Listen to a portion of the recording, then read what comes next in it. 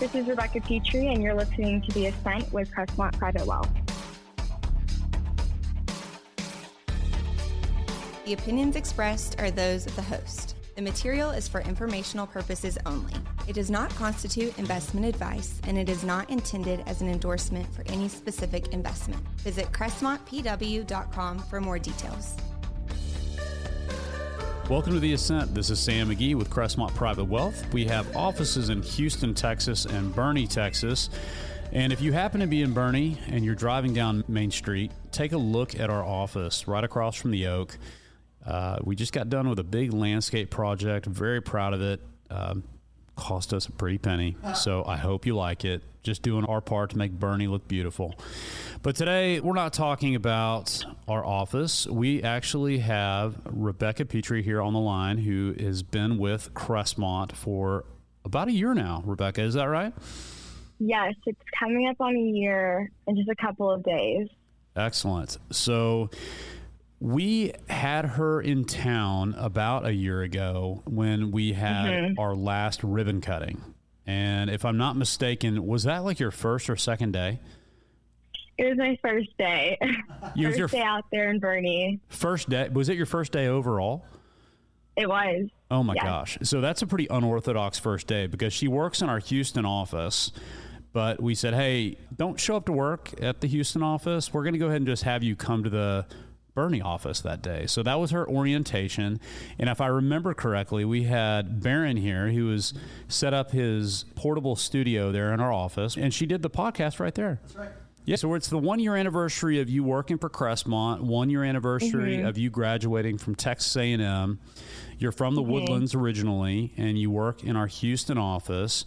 So maybe start off by telling us a little bit about what you've learned in the last year and what's kind of been some of the highlights, because there's people listening to this right now that just graduated and are just taking new jobs, and they don't really know what they're getting into really per se. So, tell us a little bit about that. I mean, there's so much that you can unpack whenever you're leaving college and entering the workforce, but I think that honesty is just such a great, fun, and new opportunity for young people. For me, especially, I have learned so much in the last year, whether that's just sitting in on client meetings, doing outside stuff out of the office with clients, looking at different documents, things like that, and just honestly learning how to simplify things and explain things to clients, I think has been like the biggest thing that I have learned, because there's so much knowledge built up in our heads and everything, but when it comes down to actually being able to explain something to someone, being able to simplify it easy for them to understand has been one of the biggest things I've learned, and just seeing how you and Alec explain things to other people has been huge. Yeah, I didn't pick up on that for a very long time. I think when I first graduated, I had this idea that I needed to sound like the smartest person in the room, and so therefore I was going to use lots of jargon and just tell them all these things that I knew, and it didn't land very well. And so you have figured that out pretty quickly, is that people want to be treated just like you treat family, and I think that's something you do a really good job of. I've seen you grow a lot in the last year since graduating from Texas A&M, and I've also seen you go back to Texas A&M. Maybe explain a little bit about what that's been like to go back to your alma mater and how you've been involved with that, and on a Crestmont perspective, and what it's been like as a one-year graduate. Like, are you still involved with the school, or do you just go back for football games, and what does that look like? Yeah, so I mean, of course, going back to College Station is always so much fun, whether that's, for alumni weekend or even supporting Crestmont. But what we have done, so back in the fall, we were up there at A&M for the career day. And it was a little weird being on the other side of the table, seeing people I've had in my class before, and I'm kind of not per se interviewing them, but, asking them things or asking me questions. And it's weird because a year ago, I was sitting right next to them in class, but now I'm on the other side of the table. So that's really neat, being able to go back and represent Crestmont and see other teachers and students that I've seen in the past. And then a couple months ago, we did RA Day, which was super neat. That is something new to A&M with the financial planning program. I didn't go through that. They just started that this past year. So Alec and I got to go up to A&M and do that. And then, just going back for like alumni weekend, anytime I get a chance to go back, I'll take it. I mean, I, of course, miss college. I miss the atmosphere. I miss A&M. So the RIA Day, I know that was the first time they'd ever done that, and I want to tip the hat to Charles Schwab Foundation. They made a pretty significant investment in announcing that they were going to build a partnership with Texas A&M to have a on-campus RIA office, kind of a mock office for students. And just, thinking back to your time at Texas A&M, being in the financial planning program there as a major, how valuable do you think that would be to maybe an incoming student or, somebody who's there now? So valuable. I mean, I think, for us, like when I was going through the program, like us being thrown into the world was us getting like an internship. But I think actually having a facility on campus, and if you're one of those students that's chosen to be part of that, I think would be huge. Getting to, balance school plus also working for the facility, I think will be great. And they get to see a little bit more of like what an RIA does and operates day to day. So going back to your time at A&M, so you spent 4 years at A&M, graduated last May, and then started with us in June of last year. And you spent some time at the career fair and then the RIA Day, and then hosted some students in Houston. The Houston office did that. And so what's it like for you being on the other side? I think it'd be helpful just for someone who's maybe reluctant going into the workforce, kind of missing going into college and, going into that real world. I mean, what is it really like? Does it feel a lot different than your internship when you're full-time? And maybe describe that a little bit.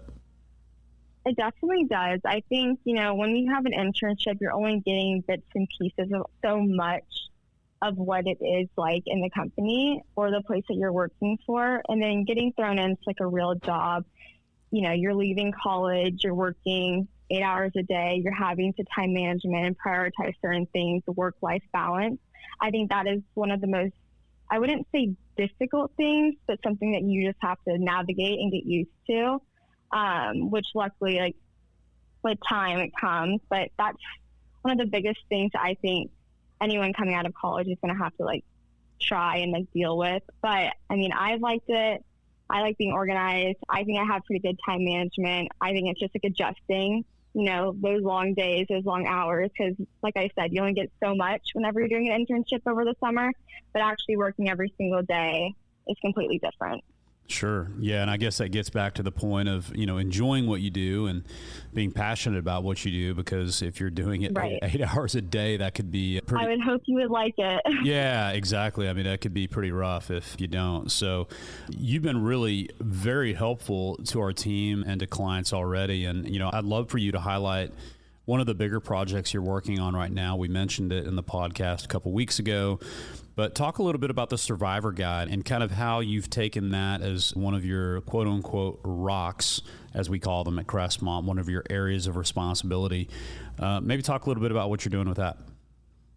So the Survivor's Guide is essentially, a document that we will hand out to clients, and they can fill out as much or as little information as they need, in the event that someone in their family passes. Whoever is going to take over their responsibility knows where things are, knows where their wills are, knows who to contact, their CPA, their financial advisor, just little things that we're not all thinking about whenever someone does pass, because it's such a hard time for somebody. So just, already having a document listed out with all the information, I think would be really helpful. So that's what we've been creating and working with, and hopefully soon have that finalized and send it out and start getting the ball rolling with that. Awesome. And you've got a pretty neat experience coming up. Obviously, you probably have some summer plans and some fun things you're going to be doing. I'd love, for our listeners to hear what you like to do in your spare time, but maybe share a little bit about, Agnes, who's going to be our newest intern who's coming in, and maybe how you're going to be kind of taking a leadership role for her for a couple weeks. Yes. So Agnes, she is a student currently at A&M. I think she's going to be going into her senior year coming up in August. she had reached out to Crestmont, I think, last fall, just putting her foot in the door, a little bit newer to the financial planning world. And, just being connected throughout the year, talking back and forth, seeing her whenever we go up to A&M. She got an internship with us, so she will be here in July, which I'm really excited about. I mean, she's going to be able to sit in and watch Alec and I do work throughout the day. We're going to have tasks for her to do and just connect and build that relationship. And I think it's going to be really fun. Excellent. And what are some of the things you like to do? I know you're avid into Houston sports and some other things, but maybe share a little bit about what you do in the spare time. Yeah, during my spare time, I feel like I love being around people all the time. So whether that's just with my family, with my friends, doing something outdoors, getting lunch outside, doing pickleball outside, going on walks, just being outside, I think is the biggest thing. But this summer, I think, is just filled with weddings. I'm in 3 weddings this coming up summer. So that is what a lot of my time is going to be prioritizing. But I think it's going to be really fun. This is a one-in-a-lifetime opportunity for these people. So I'm really glad that I'm going to be able to share it with them. All right. So that's time and money too, right? So from a financial planning perspective, I mean, how much should you be setting aside if you're one of those listeners out there that's about to go through the wedding circuit? It's been a little bit, I will say, but it's just dipping into my savings a little bit. But, in my head, I'm young. I'm not really relying on anybody else at the time. So I do have the flexibility to do that. But yeah, if anyone is coming close to wedding season, definitely set some funds aside. Yeah, especially if it's a destination wedding, I will say. And those are basically parties with your friends and getting to enjoy time with people that you love. And so that's not a bad thing. That's not a bad thing at all. No, not at all. Spending time on things that you're passionate about and with people. That's great. So, Rebecca, I think that's probably all we have time for today, but I think it would be very remiss if we didn't do this. There's a certain person in Houston that I know that everyone at Crestmont would love to adopt, and it's your grandmother.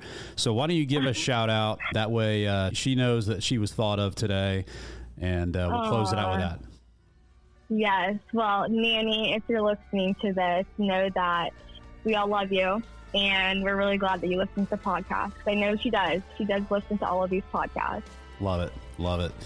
All right, Rebecca, thank you for being on the show with us today. Really look forward to doing this again in the future, seeing you grow your career with Crestmont. You've been a wonderful addition to the team, and so glad that we can share some of your wisdom with others. Have a wonderful weekend, and God bless.